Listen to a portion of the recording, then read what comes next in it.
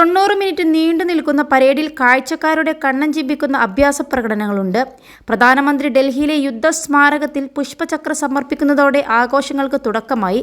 കർത്തവ്യപഥത്തിൽ രാഷ്ട്രപതി ദ്രൗപദി മുർമു ദേശീയ പതാക ഉയർത്തി. തുടർന്ന് വിവിധ സൈനിക വിഭാഗങ്ങളുടെ ശക്തി വിളിച്ചോതി പരേഡ് നടന്നു. പിന്നാലെ സംസ്ഥാനങ്ങളുടെ ടാബ്ലോകളും മാർച്ച് പാസ്റ്റും നടക്കും. റിപ്പബ്ലിക് ദിനത്തോടനുബന്ധിച്ച് ഇന്നലെ പത്മ സൈനിക പുരസ്കാരങ്ങൾ പ്രഖ്യാപിച്ചിരുന്നു. വികസിത ഭാരതം എന്ന ലക്ഷ്യത്തോടൊപ്പം രാജ്യത്തിന്റെ നാരീശക്തിയുടെ പ്രകടനവുമായിരുന്നു ഇത്തവണത്തെ റിപ്പബ്ലിക് ദിന പരേഡ്. റിപ്പബ്ലിക് ദിന പരേഡ് ആദ്യമായി 3 സേനകളിൽ നിന്നുള്ള വനിതാ ഓഫീസർമാരുടെ സംഘം ഒന്നിച്ച് മാർച്ച് ചെയ്തു. കര, നാവിക, വ്യോമസേനകളിലെ 144 പേരാണ് പ്രത്യേക സംഘമായി മാർച്ച് ചെയ്തത്.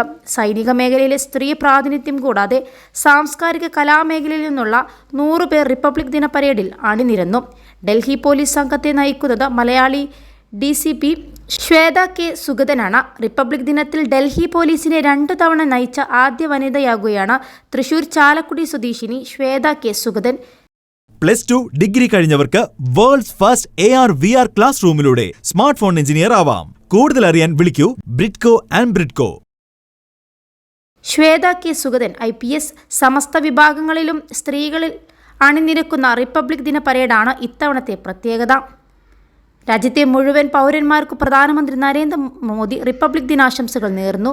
75ാമത് റിപ്പബ്ലിക് ദിനാഘോഷത്തിന്റെ ഈ സവിശേഷ വേളയിൽ എല്ലാ പൗരന്മാർക്കും ആശംസകൾ. ജയ് ഹിന്ദ് എന്നാണ് പ്രധാനമന്ത്രി ഇന്ന് രാവിലെ കുറിച്ചത്. തിരുവനന്തപുരം സെൻട്രൽ സ്റ്റേഡിയത്തിൽ രാവിലെ 9 മണിക്ക് ഗവർണർ ആരിഫ് മുഹമ്മദ് ഖാൻ ദേശീയ പതാക ഉയർത്തി. തുടർന്ന് സംസ്ഥാനത്തെ റിപ്പബ്ലിക് ദിനാഘോഷങ്ങൾക്ക് തുടക്കമായി. വിവിധ സേനാ വിഭാഗങ്ങളുടെയും അശ്വാരൂഢ സേന, NCC, scout and guide, students police, കാഡറ്റുകൾ തുടങ്ങിയ വിഭാഗങ്ങളുടെയും അഭിവാദ്യം ഗവർണർ സ്വീകരിച്ചു. എല്ലാ മലയാളികൾക്കും ഗവർണർ മലയാളത്തിൽ റിപ്പബ്ലിക് ദിനാശംസകൾ നേർന്നു. റിപ്പബ്ലിക് ദിന സന്ദേശത്തിൽ കേന്ദ്ര സർക്കാരിൻ്റെ ഭരണനേട്ടങ്ങൾ ഗവർണർ എടുത്തു പറഞ്ഞു. ലോകം ശ്രദ്ധിക്കുന്ന രാജ്യമായി ഇന്ത്യ മാറുന്നുണ്ടെന്നും അദ്ദേഹം കൂട്ടിച്ചേർത്തു. കേരളം ആരോഗ്യകരമായ ജനാധിപത്യത്തെ പ്രോത്സാഹിപ്പിക്കണം. വിയോജിപ്പുകൾ അക്രമത്തിലേക്ക് പോകുന്നത് ജനാധിപത്യത്തെ ചതിക്കലാണ്. ബാഹ്യ ഇടപെടലുകൾ ഇല്ലാതെ വിദ്യാഭ്യാസ സ്ഥാപനങ്ങൾ കേരളത്തിന് ആവശ്യമാണ്.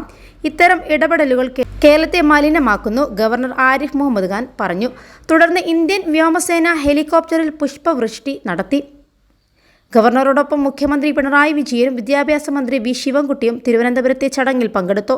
എല്ലാ ജില്ലാ ആസ്ഥാനങ്ങളിലും ഓരോ മന്ത്രിമാർ വീതം ദേശീയ പതാക ഉയർത്തി അഭിവാദ്യം സ്വീകരിച്ചു. 9:30 നിയമസഭാ സ്പീക്കർ AN ഷംസീറും രാജ്ഭവനിൽ ഗവർണർ ആരിഫ് മുഹമ്മദ് ഖാനും പതാക ഉയർത്തി. 10:30 KPCC ആസ്ഥാനത്ത് UDF കൺവീനർ MM ഹസനും പതാക ഉയർത്തും. കൊച്ചിയിലെ ദക്ഷിണ നാവികസേന ആസ്ഥാനത്ത് 7:30 ദക്ഷിണ നാവികസേനാ മേധാവി വൈസ് അഡ്മിറൽ V. ശ്രീനിവാസ് പതാക ഉയർത്തി. 21 ലക്ഷത്തോളം സന്തുഷ്ടരായ ഉപഭോക്താക്കളും 2 ലക്ഷത്തോളം തിമിര ശസ്ത്രക്രിയകളും പൂർത്തിയാക്കിയ മലബാറിലെ ഏക കണ്ണാശുപത്രി അൽ സലാമ ഹൈ ഹോസ്പിറ്റൽ റോഡ്, പെരിന്തൽമണ്ണ.